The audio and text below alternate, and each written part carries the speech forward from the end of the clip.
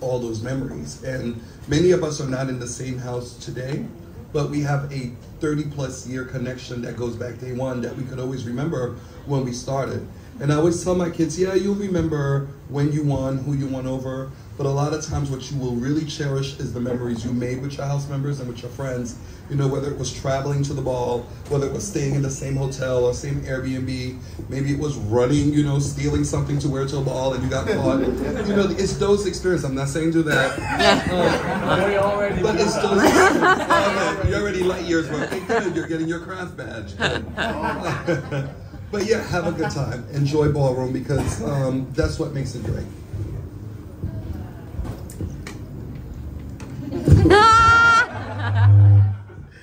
Well, for me, it will always be to enjoy ballroom, understand ballroom, meaning not just what you're doing, but the history of ballroom and what it means to the people before you and what it should mean to you, and to be able to pass that history and that knowledge down, and not just the actions in what you emulate and what you see.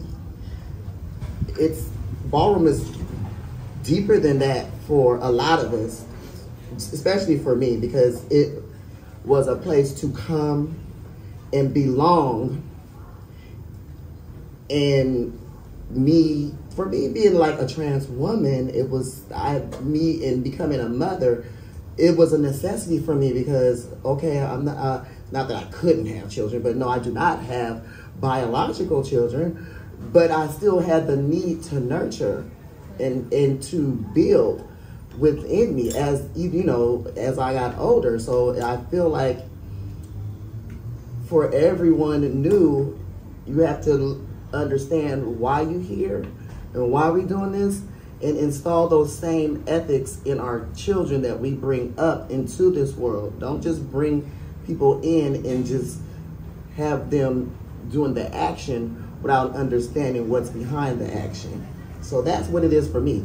Carry the tradition and enjoy carrying the tradition, which is the quick way of saying what I just said. Be proud in what you're doing, but to be proud, you have to have education in what you're doing. You have to have knowledge of what you're doing and why you're doing it. Correct? Yeah. All right.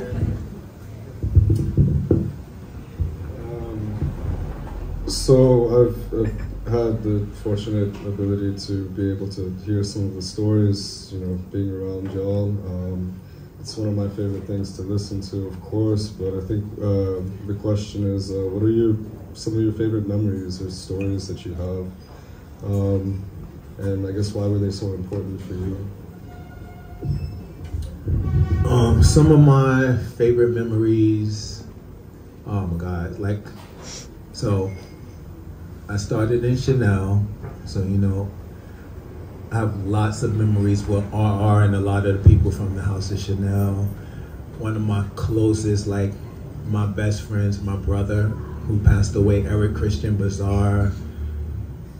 I think about him all the time because he just taught me so much, and he was really a brother to me. Jack, you know, we've known each other, to me, forever. And so it's lovely to watch him and see him do his thing and how we grew and what ballroom has become.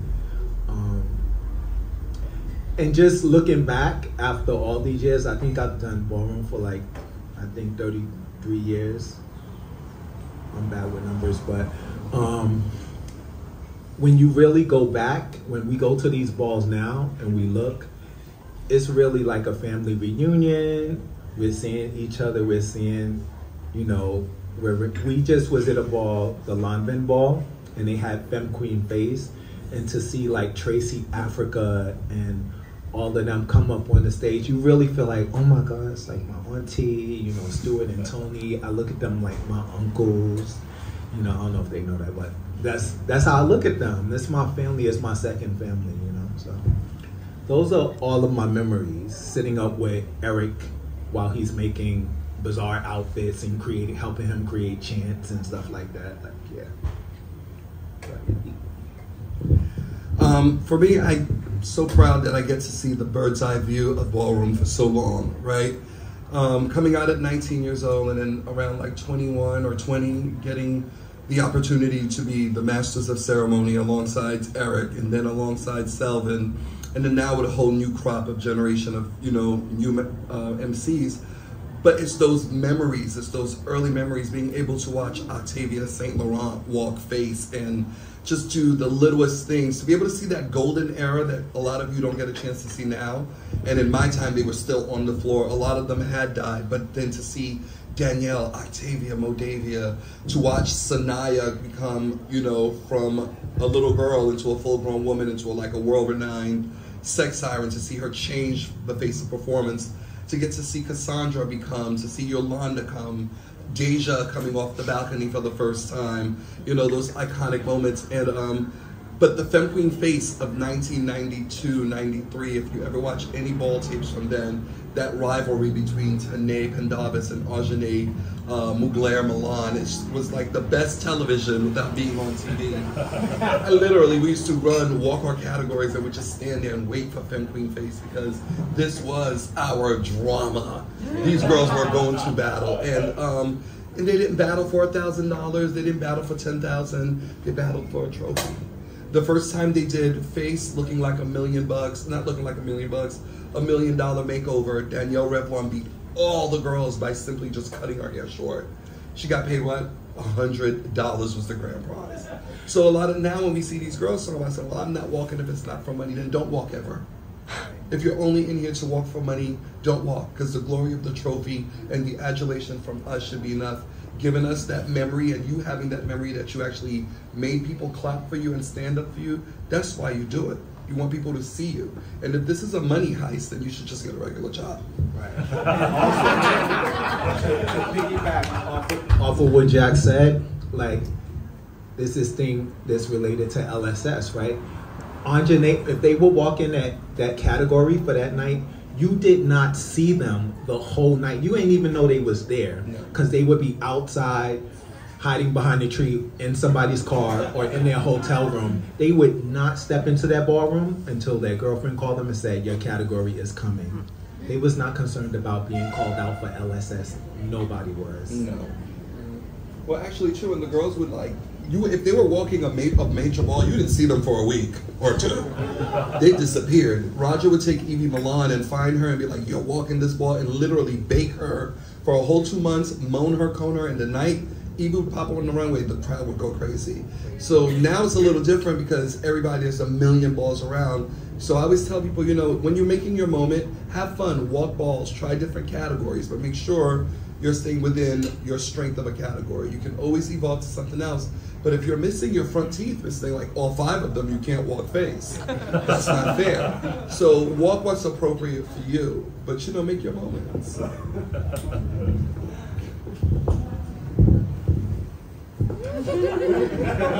What was the question? What's some of your favorite memories or stories that you Oh. people that God, I was thinking about it so long that I'm listening to them and I'm going back in my head and I'm like, what happened? So for me, I think it was my, these outside of seeing the girls do their thing on the floor, because I always get excited to see people back in the day just turn it. And like you said, it wasn't for a trophy. It was for cheers and excitement, you know what I mean? And just to be out there doing what you're doing. But for me, was the time off of the floor, because me and my kids, we had like a really tight bond, you know what I mean? So it was like after the ball, we would come home, watch the VHS, because that's what we had then. We had little camcorders. If somebody didn't steal the TV while you were at the ball. That's okay. That happened a lot. True. So we come back and watch the whole night on the VHS, and kind of like we'll turn into a slumber. And to me, that was the best times, you know, coming back. And not necessarily everybody didn't win, but we still came back. We was able to, you know, analyze what was going on, and we're just sitting around, and it's just family. The pillow fights, the reading sessions. To me, that's the highlight for me, because it was like we were unbreakable. Like we would read each other into the floor, but the minute the next girl, any girl that was outside of that circle or that house, that anything, it was like, yeah. What'd she say? So for me, it was just it's the bonding moments, and just coming back, relaxed, and just being with my kids and then watching their growth. That's what that's for me. It's amazing to see them come from here to here, like to watch them start. Like a lot of these people, I watch them start, and now they're legends. This is amazing. That's what it does. That's for me. That's what it is. So in terms of being a parent specifically, first the question would be, what does that mean to you? And secondly, what are some of the important values that you believe and hold dear to you that you think it's important to pass on to your house, to your kid, and things like this? Kids, sorry.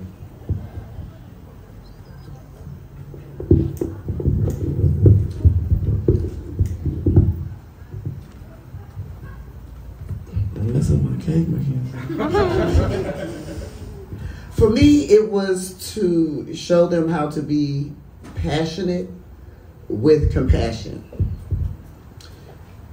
And when I say passionate, how you want the desire, we want to get out here, we want this so bad, but we don't necessarily have to screw the next girl in the floor to get it. That was always my thing, to show people that we can uplift each other and we all will make it across one day. You may be the winner this day, she may be the winner next week. So everybody gets to cross the finish line in one day or another. So for me, it was just, for me, as being a parent, is to continue to try to keep the focus on being a family, supporting each other, and being uplifting, because it's enough things out here to kick us down. We don't need to kick each other down. It's enough things waiting to tear us apart and hinder us and be in our way. So it's to be a sister, be a brother, be a mother, be uplifting, open doors, and not to be foolish either. Be wise, learn. Like, it's things that I've learned in ballroom that have taught me in my actual life to be a very, very stealthy businesswoman. You know, like, I don't play. So it's to install all those values that you can take and use on and off the floor. So that's what being a parent is for me, and opening eyes. Like, sometimes the kids have one perspective and we have to sit down and have a conversation. And after that conversation, maybe not that day, because they be stuck in their ways. It may be 2 weeks, it may be 2 years, but they always come back and be like, you know what? You were so right. I remember when you told me yada, yada, yada, and now I understand. And for me, that is the ultimate goal, is to get them to understand the bigger picture. For me, it's always about making people understand that you're gonna pick up bad habits wherever you go. Whatever community you bump into, whatever group of friends you're around, there's always gonna be the left side of the road, the right side of the road. And people are allowed to make their mistakes. People are allowed to have their experiences. So I always try to keep that value of making sure that the people around me know and see how it is to be an independent person. And independence, I'm talking about financially independent, having your own, striving to get your own, if you have your own, to keep your own. And not everybody gets that opportunity all the time. And when you don't have that, and as you're getting to get there, it's also having a respectability for yourself. There's a lot of things that we have done, there's a lot of things that we are doing, and there's a lot of things that are gonna come that people are not always gonna be too proud of. But there are choices, and there are opportunities, and there's a time to grow up. If ballroom, if this activity is taking too much over your life and your decisions are strictly only being made because it's boosting your ego, then you need to have a real chat with yourself and look about what you're doing to stay independent. Because that's really important. Not, and again, like I said, not everybody has it. And I always tell the kids as we start hiring them for different shows and different events and different things that we get a chance to do now, I say you have to have the respectability, because your talent gets you noticed and your professionalism keeps you booked. And that is so true. You could be the best voguer, you could spin up into the moon and come back down. But if you're nasty and you have a despicable attitude, nobody wants to work from you. work with you. Always have a job. You know, a lot of people look at jobs as, you know, they don't want to do it. If you're a dancer, you just want to dance. But sometimes if you have to work at McDonald's or Goodies, get the job. Get the job. Remain independent. Yeah, mine is independence too. You know, me, when I started out in ballroom, and just me as a person, like, I can be around people, I can be social, but naturally, I'm a loner. I'm so self-sufficient. People are always like, you need help? I'm like, I got it. When I need help, I do reach out and I say I need help, but it's very rare. But I tell people, be dependent in this time in ballroom. Like, when kids are coming into balls now, a lot of it is centered around, oh, what's the big house? What's the popular house? To me, like, nothing against a big house, nothing against a popular house, but I always love a person who can bust through the door, be by themselves, fuck it up, and walk away. And didn't need nobody behind them cheering for them. That's how I was when I came in the ballroom. I just did it for the love, for the fun. I didn't need an entourage behind me. If I had one, great. But it wasn't about that. So a big part of that, learn to be dependent, learn to be self-sufficient, but also I like to teach kids, like, when you come into ballroom, a lot of people when they come into ballroom, they say, like, when you're interviewing them for your house, they say, why are you picking this house? And they're all like, oh, family. That's great, that's beautiful. But the other question that needs to be asked is, how are you at giving family? How are you at being supported? Because everybody wants to be supported in what they do, but can they reciprocate that? So those are some of the things that when it comes to my kids, like I try to teach them, stand on your own. Don't always need a whole bunch of people behind you. Be able to walk through that door and stand out. Be respectful, be humble. You know, don't let your head get so big that you can't come down to earth. Those are some of the biggest things that I teach with my kids, and some of the reasons that I love my kids, because a lot of them have that mature thing about them. They still have a lot to learn, but it's there. I guess this one is more specifically for Devine. I think for me it's very important to also have, you know, trans mentors and things like this, but I mean, when I grew up in Texas, I didn't meet another trans person until I was 20 years old, and so finding that community for me was very, very important. So I guess what would some things that you think are important to say to the younger trans community, or some things you'd just like to say in general, if you want, if you need some time to go. Right.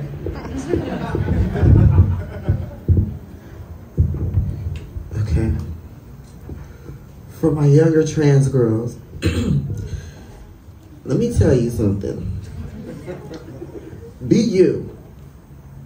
And be the best version of you that you're going to be. That was the best advice I've ever gotten. And it came from my grandmother when I first transitioned, and I was embarrassed to let her see me. And, oh, don't. Oh my God, not right now. Come on. Love you, Devine. Oh God. It was one of the most inspiring things that ever happened to me in my life. When she said that to me, it put a fire in me that nobody else could put out. I didn't care what anybody had to say about the way I looked, because I knew I was on my way to something. And I knew that where I started was not where I was going to finish. And so I say to you girls, keep striving to be the best girl that you want to be and the model of the woman that you want to be. To this day, I am the girl I want to be. I look the way I want to look. I say what I want to say. I wear what I want to wear. I'm not, when I do what I do, I don't have anybody else in mind. I'm not trying to be like any of my other girlfriends. I know all the girls in ballroom. We are all like tight. And I've never at one moment envisioned myself in their shoes because I love my shoes. I liked who I am. And so my advice to you is to be who you are, and you sculpt yourself into the best being that you can be. And I mean that in your aesthetic, in your mind. Build yourself up. Don't ever let anybody tear you down or anything tear you down. Yes, I do have moments where I get down, but I pull myself through because I know that I am all that I have, and I am the most important thing to me, is me. Because if I don't have me, I don't have anything. Everything else is secondary. I love my mom, I love my sisters, I love my brothers. I love me first. Oh, really? I shared my cake though, so I love you. That is what it is for me, is to keep yourself first. If you want this particular haircut, if you wonder what the girls gotta say, get the fucking haircut. If you wanna wear this, if you wanna look like this, if you want size triple F boobs, because that's what you want, get it. You want a nose job, you want teeth, whatever you wanna do you. Because at the end of the day, if I die tomorrow and I have to think back on my life, am I satisfied with everything that I have transpired to come and to be? I'm actually okay with it. I'm sitting in Greece. Who would have thought the girl from South Central that grew up off of Crenshaw would be sitting in Greece? It's always in Greece. Thank you. And it is because I'm not stopping for nobody. And within that, doors will open because people see the realness within you and what you're worth. They know that you know your worth. And people rather work with a secure girl than an insecure girl, because insecure bitches cause fucking problems. Get your mind right. Get your shit together. Because you are the controller of your own destiny. Not your girlfriend, not your mom, not your dad, and not your husband, your boyfriend, whatever, not any of those people. Because when you lay down at night, you have to deal with the thoughts of the day, not them.